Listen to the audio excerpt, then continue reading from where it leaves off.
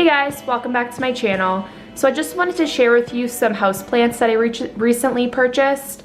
So this type of plant is called a Peperomia watermelon, and the reason it has that name is because the leaves have this beautiful pattern that looks just like the outside of a watermelon. This type of plant is very easy to care for. I just keep this little guy in my eastern facing window so he gets morning sun and afternoon shade, and I let the soil dry out completely between waterings. And of course my pot that this plant is living in has a little hole so the water will drain out completely to prevent root rot. And one of the main reasons why I love this plant is it's very easy to propagate. So I'm gonna show you my little propagation area for this plant. And if you're interested in learning how to propagate Peperomia watermelon, let me know in the comments down below and I'll make a video on how you can propagate this type of plant for yourself. So let me just show you what it looks like when I propagate this. When propagating Peperomia, I keep the propagated leaves in a Ziploc bag, which just helps keep the humidity high. I also write the date on the bag so I know when I started the propagation. And what you do, I will make a complete video on this if you guys want me to, is you remove the leaves and then you apply this rooting powder to the place where you cut the leaf, and that will help stimulate growth. And then you just lay the leaves in soil, and let me just show you that up close. And all I did was I just laid my cuttings in soil, and I keep the soil moist, so I spray it every few days. Hopefully the roots will start to form within a few weeks.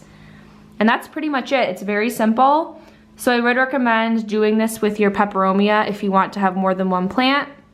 But like I said, I will make a complete video on this if you guys are interested. I just wanted to show you the plant, the Peperomia I showed you earlier. It looks like the garden center that sold me this plant propagated this plant in the same way that I was just talking about. So you can see here there's a leaf sticking out of the soil. So the leaf grew roots, and then a new plant shot from the soil from that old cutting. So that's exactly what I am trying to do with my propagation. And then last but not least, this is a plant that I recently ordered. It's a begonia wightii.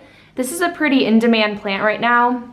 It's kind of rare in my area. So I had to get this order from lowgees.com. It was on back order, and it came in great condition. And I do plan on propagating this plant once it gets a little bit bigger.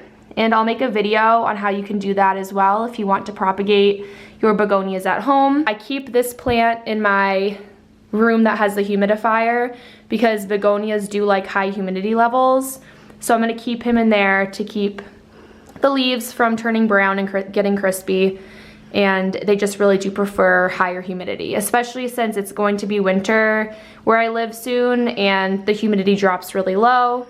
So I want to keep this little guy happy. Alright guys, so that's all I have to share with you today. I hope to see you in the next video. I will be making videos every week, so subscribe if you haven't already. And you can follow me on my Instagram. It's Juju Succulents.